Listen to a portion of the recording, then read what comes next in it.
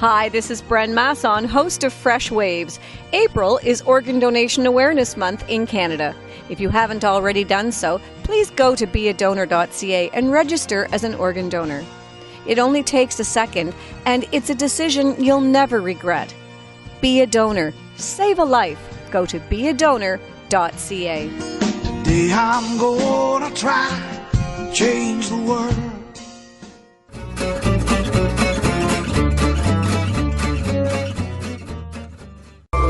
We are back on Fresh Waves, and we're talking today with Mary Jo, and I'm going to try and say your last name. Fratis? You got it. There you go. Perfect. I kind of did the phonetic thing. Perfect. Which often doesn't work for me. It worked this time. It worked this time. So there you go. So, Mary Jo, you are a kidney recipient. Yes. You were on dialysis for 9 years. Almost 9 years, yeah. And you did this documentary. How did it feel to be doing the documentary? I mean, it's one thing to tell a story, and especially in a nice atmosphere like radio where no one can see you and all the rest of us, and then you're doing a documentary. It was very exposing. Could be to millions of people, and there you are in your PJs, getting into bed, hooking up your dialysis. That's a lot to ask of someone. Well, it didn't start out that way. We just kind of, when they told us they wanted to promote awareness, I thought, absolutely, let's do this. Mm-hmm. And then it just kind of turned into whatever it turned into. There was no script for this. So they just followed us and followed our everyday lives living on dialysis. So you wrote your own script, because what you were saying in the documentary was really well done. Thank you. There was no script. Yeah, this was just like, talking off the top of your head. Yeah, like, they just followed us. They followed us for about 4 years. And I think one of the hardest things for me was when they actually filmed me putting my needles in. That actually took over an hour.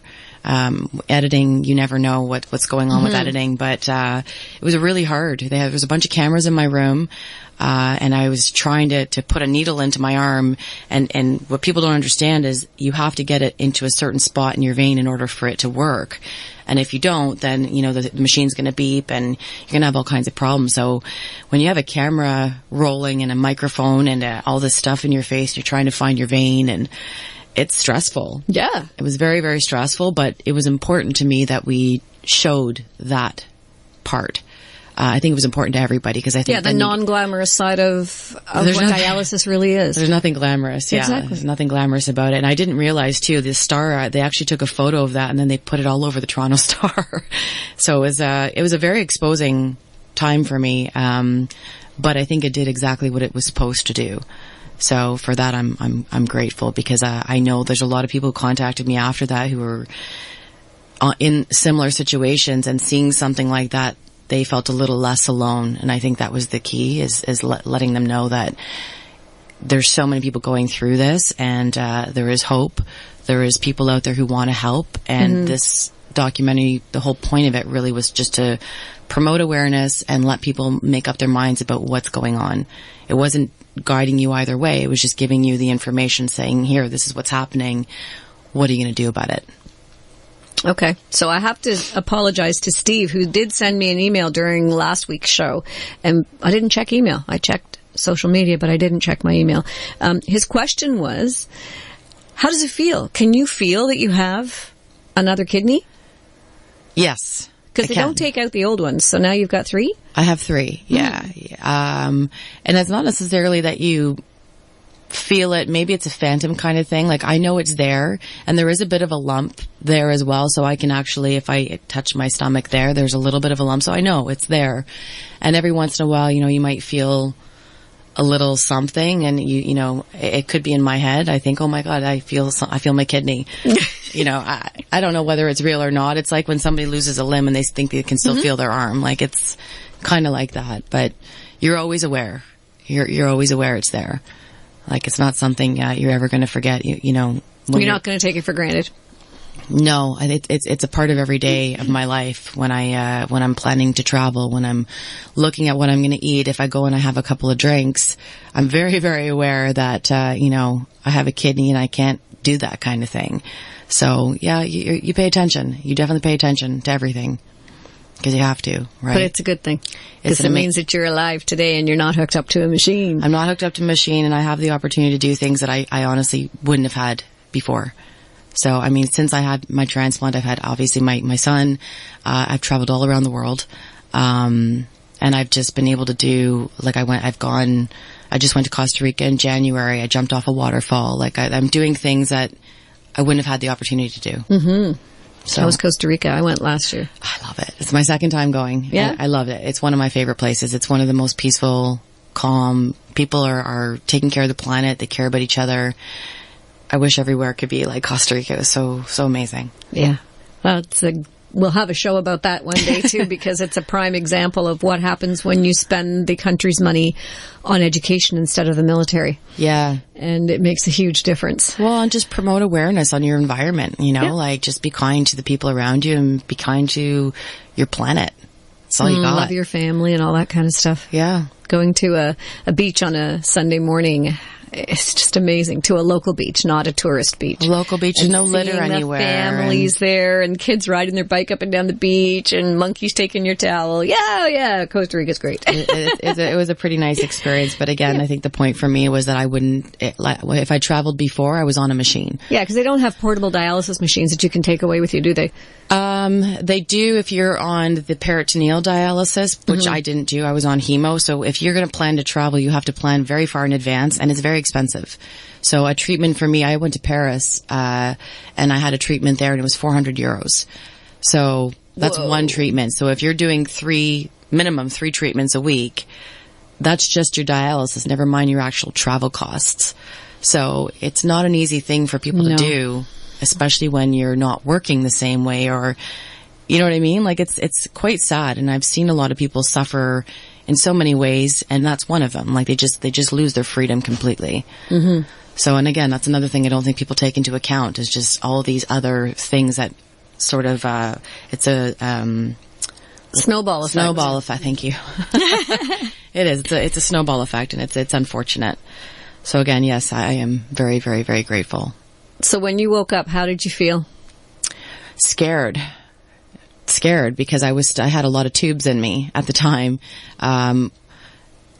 Like you go to bed, you go to sleep, and you wake up and something's happened, and I had tubes coming out of me from everywhere, and you don't know whether it's working. I mean, it's scary at first, right? Because you want to know that it's worked, and after spending 9 years on a machine, you don't really know what to expect. Right. So, and you know the machine was okay. You know the machine was keeping you alive, but this new thing is, well, it became like, a routine too, right? It was something that you got used to, and I hate to say that, but yeah, I got used to it, and you kind of develop a lifestyle around it. Mm-hmm. So now all of a sudden everything has changed again for the better, but you don't know that yet. 9 years is a long time. Yeah, it is. When you realized it was working and everything was... But it's not working right away, because then you go through the immunosuppressant drug period, right? So your body has to get used to that, and it's a bit of a process. And you have to, thankfully we have some great doctors who help you tweak that process, because everybody's different. Right. And I think I gained 25 pounds overnight in water. So that was interesting. But, then that all goes away, and life just gets better and better. It's a process, getting used to the fact that you're no longer on a machine. How did it feel at night, or at your home, when you went home and you didn't have to hook up at night? Well, I still had the machine. I kept the machine because I was still scared. Yeah. So I kept the machine probably for the first month, because I still didn't believe that it was done. I think the happiest moment for me is when they actually came to my house and took the machine, and they removed all of the plumbing, they removed everything, and it was gone. Like, I no longer had to have supplies delivered to my house. There was a routine that went with doing dialysis at home. Mm-hmm. So when that was officially taken away, that's when it really kicked in for me, that I was like, oh my God, I don't have to do this anymore. So, and then, a month becomes 2 months, becomes 3 months, a year. Every time you reach an anniversary date, it's kind of a big deal. And I'm going on 9 years in October. My brother's going on 10. So yeah, it's huge. And for us, it's bittersweet, because my mom died, and you know, she's not here to share these little victories with us, and she went through the same thing. So it's bittersweet. Mm-hmm. But we definitely think about her all the time. I can imagine. She'd be really proud of you guys.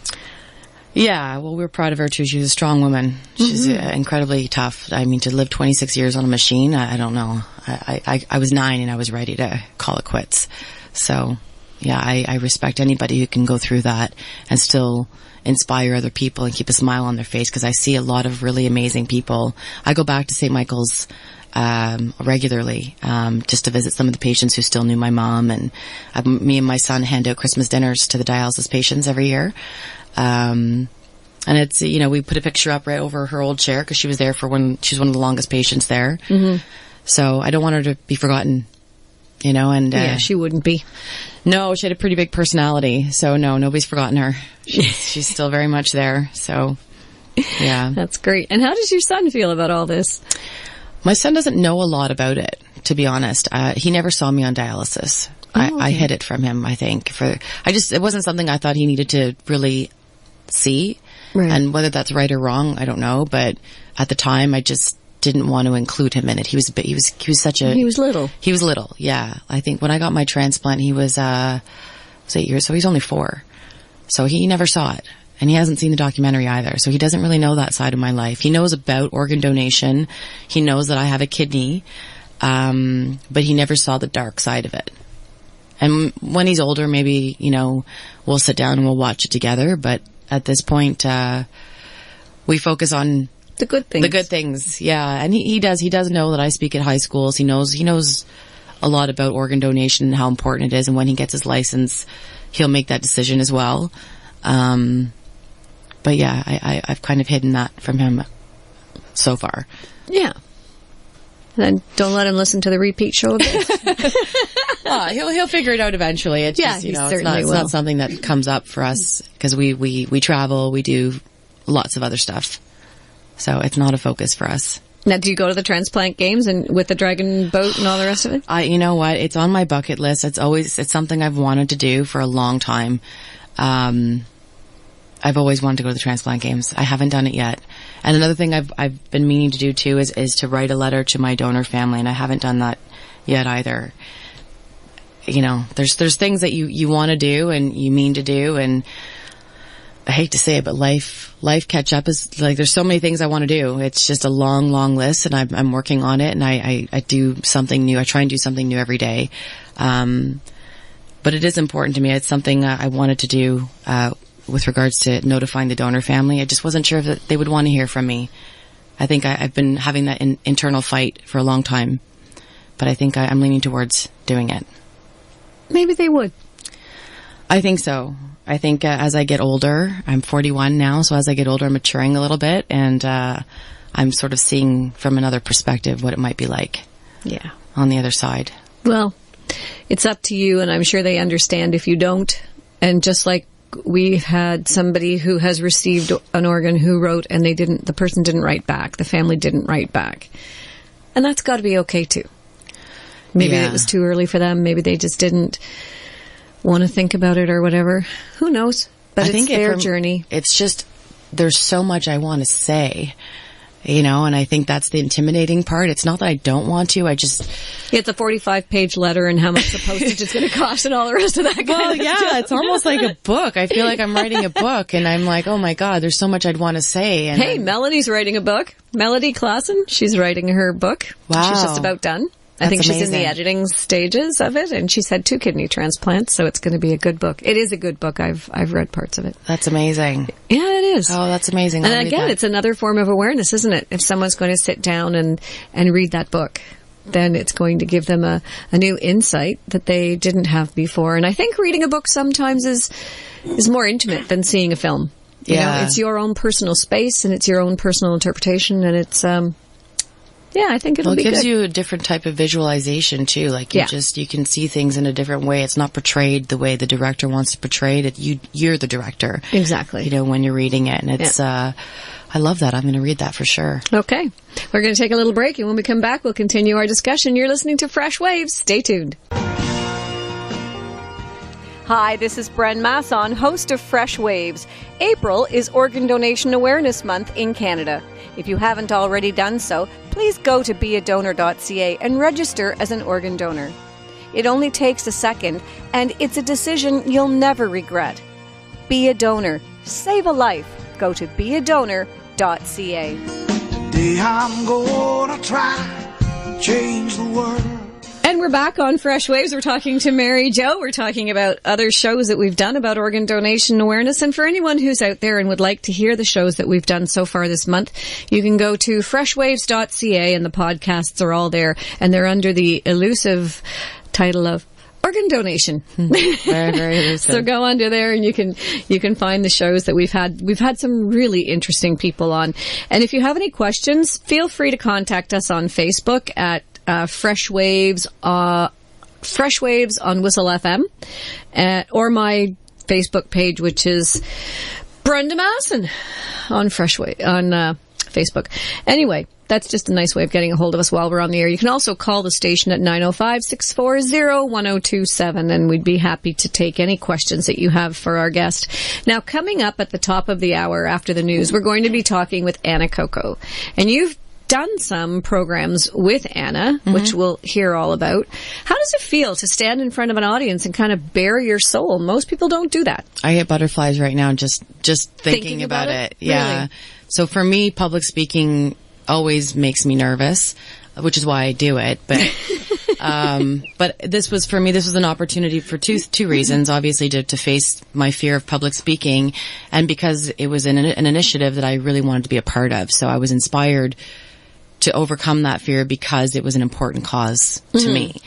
But I don't think people realize how intimidating it is to talk to high school students. Oh yeah, they're a tough audience. If you can do that, you can do just about anything. They really are, and because I've been doing it for the last 4 or 5 years now, I've had a real diverse experience speaking at different schools and different grades, and every area of the city that you go to, the kids are very different. Oh yeah, for sure. And you're talking about organ recipients, and they're wondering why you're wearing old lady jeans.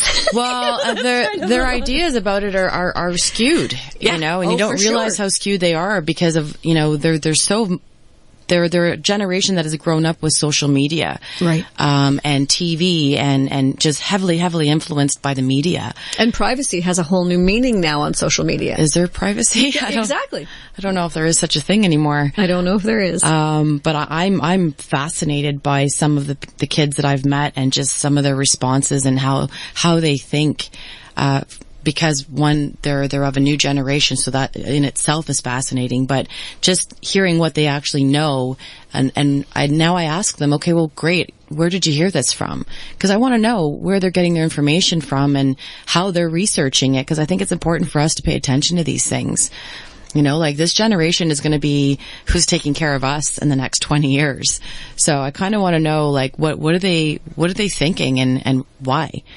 And what are their goals and do they care about this sort of thing? Because it is kind of important. And one thing I do let them know every single time I go is that, we're all going to know somebody at some point in our lives who's going to need a transplant of some kind. Right. Whether it's blood, bone marrow, tissue, or a life-saving organ. All of us are going to know somebody. So that's how big this is. And the fact that we're not taking it more seriously is pretty scary. So I found that the kids who were more science-based were very, very well educated on this kind of stuff. And they were fascinated by it, and they were not afraid of anything gory. Like, they actually probably knew more than I did in some cases. So it's a pretty cool experience, and I'm thrilled to be a part of it. Well, I think it's a great initiative because, like we've just been talking about, awareness is where it's at, right? You got to know what you can and can't do, and what amazing things can be accomplished out of what appears to be a tragedy. And then there is the living donors as well. I mean, the living donor thing is actually really interesting, and the pool of people, the way that they take one kidney, but it goes around in a circle kind of thing. And that's paired exchange. Yeah. So, I mean, you can donate a kidney, and maybe you want to donate a kidney to a loved one, but you're not a match. So you donate to a list, or you do a paired exchange where they can actually get up. There's one that I think there's been up to 8 people where everybody was donating to somebody else, but somehow everybody got a kidney. Yeah. So it's a pretty amazing thing. But back to the high school initiative, the reason why we actually go to high schools is because these kids are at a driving age. Right. So we're trying to reach them before they go get their license, because that's the point when they're going to be introduced to what organ donation is. And again, they're going to get a flyer, which they can likely just throw out.